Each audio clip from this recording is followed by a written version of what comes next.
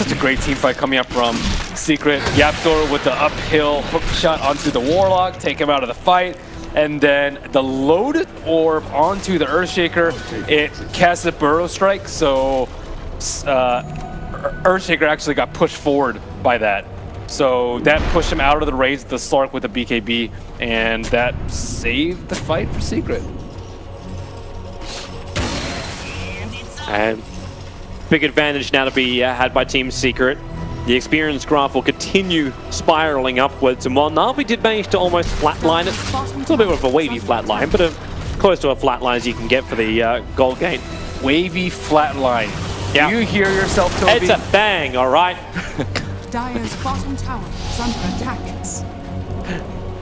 I don't know exactly the best way to describe that. Hook shot up, and Warlock trapped out this fight. The perfect initiation in as well from the Earthshaker. So on two different fronts, Team Secret will fight this, and maybe that was two fronts too many. Pycat able to get inside the Shadow Dance. They bring down the Earthshaker, but now Dendy trapped outside the base. 15 one-shot. The General's going to bring in the Epicenter. Needs good damage. It's a nice Burrow Strike at the back line, catching the Crystal Maiden. One charge will give him the life to fight this, but again, they broke the Crystal Bank. He has to be free. The Lotus Orb trying to protect him for the moment, while Puppey, he'll create a perimeter of his own. A quick blink up. General not taking damage from the Bristle, so he's able to use that blink dagger, but in they come again. Everyone from Team Secret, they fatally bonded together, but they will work as a team to bring down Pycat.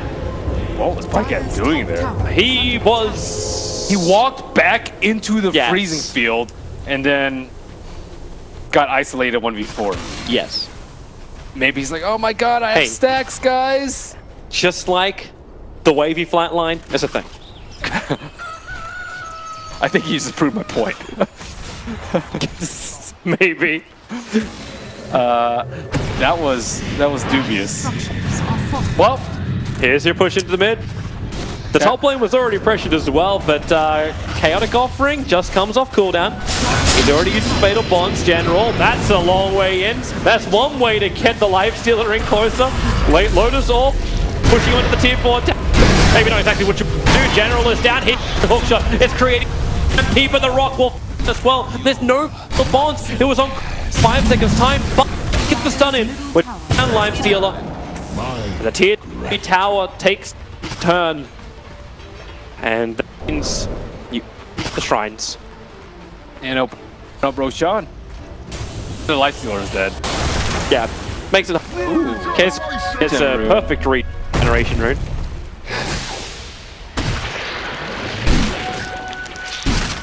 I'm surprised Picker doesn't go for BKB. Sorry, go for, I guess it depends on things going on.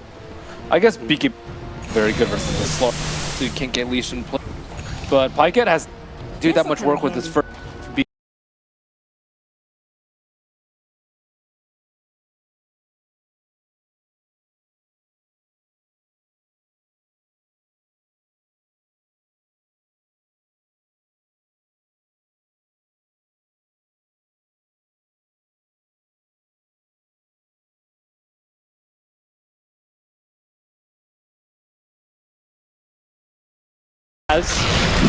You could say it was a steep hill. Roshan is starting to fall very, very quickly. And with the death of General, mid one was able to find him. Now Echo Slam was committed for that kill. You don't fight without your Epicenter though. There's no way you win the fight.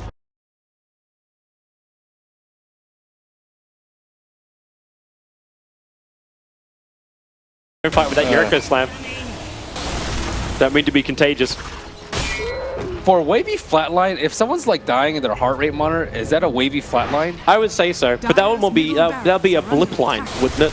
Blip line? Yeah. These lines are foreign to me.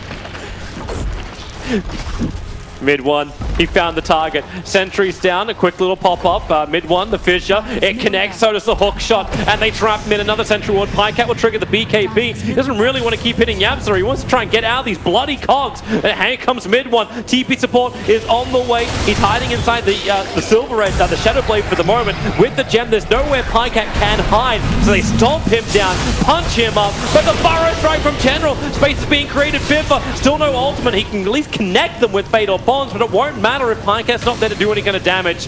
And Puppey, like a real Crystal Maiden, lets the entire thing go. Epicenter, they're going in. That is a gem. They got the gem stolen into the hands of Seneko now. Lost Do you see by how our very well dead Earthshaker. Yapzor controlled Pycat so amazingly well that fight? Like, even during the BKB, he had the Blade Mill. After the BKB, he disarmed him.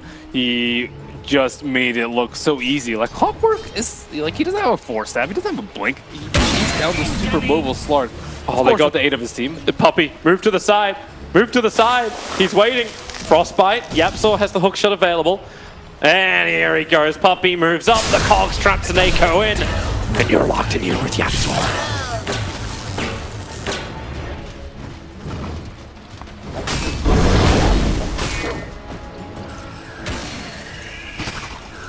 I'll take that. Regeneration! I'll take your tribute. That a smug look of a Muppet. Alright. Top lane maneuver. Slark already opens up over in the life steal, just breaks him up a little bit. With the Aegis Immortal, there's not a lot he's really achieving from this apart from just saying hello. It's really hard without the Echo to get a lot of stacks off. I realized that in that particular instance, like, he doesn't have Echo, and he only got 3 stacks when that normally you get a lot more, and you would threaten the lifesteal to use the cooldowns, but he had to go the Silver Edge as his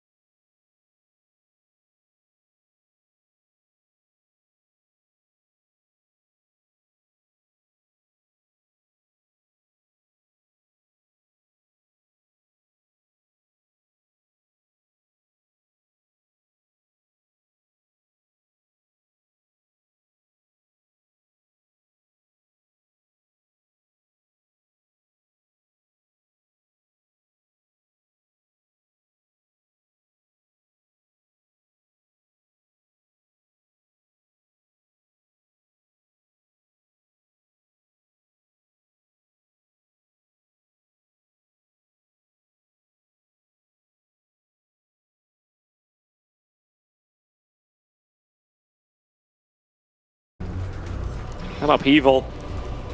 Has to be cancelled by Biver and back up. 25-second cooldown on that. Time to go. Yep.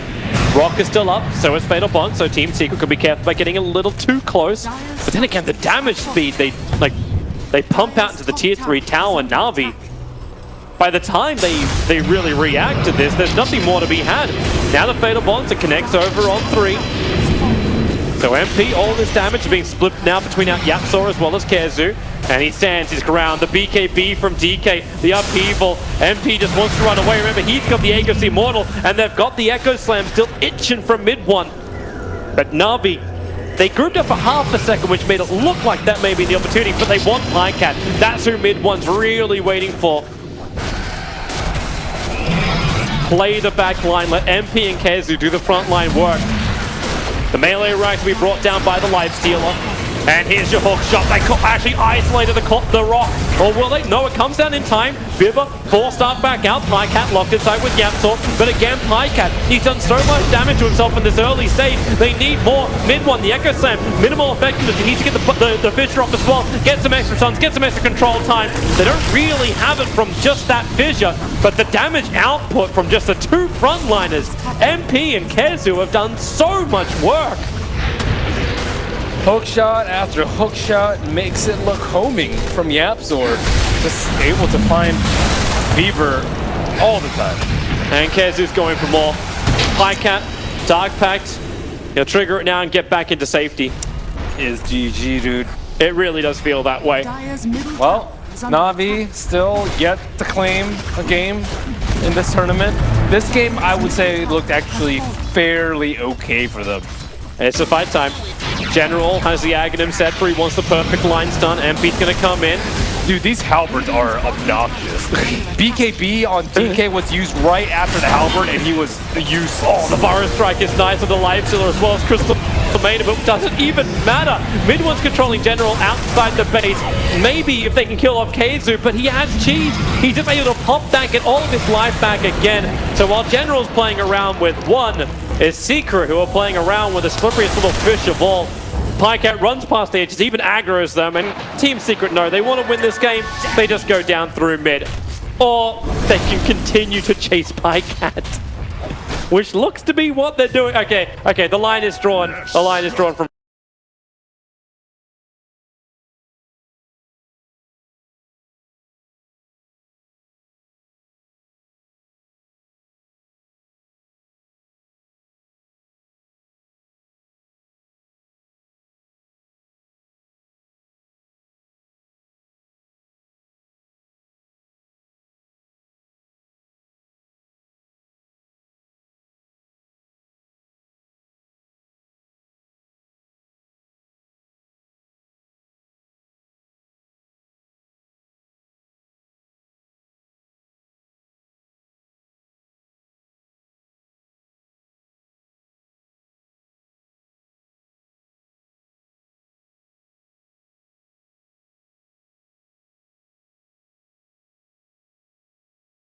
that don't do anything when they're disarmed.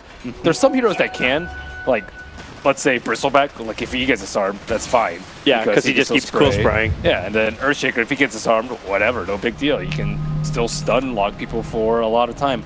Lifestealer, not so useful, but he doesn't have to BKB. He has a much more expendable cooldown in the Rage. But now it's going to take a miracle of a team fight for Na'Vi. They're going to have to hit a Wombo combo to end all Wombo combos. I like how Mid-One's even playing this. He's keeping the BKB in his backpack because he wants the movement speed that comes in from the face boots. I don't know if he really needs to do that when he's switching the TP and the bottle around. That's the other thing he's moving up and down.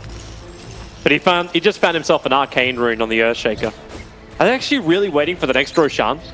It looks like it. That's a lot of safety, but safety first is never a bad thing. Multiple layers of protection.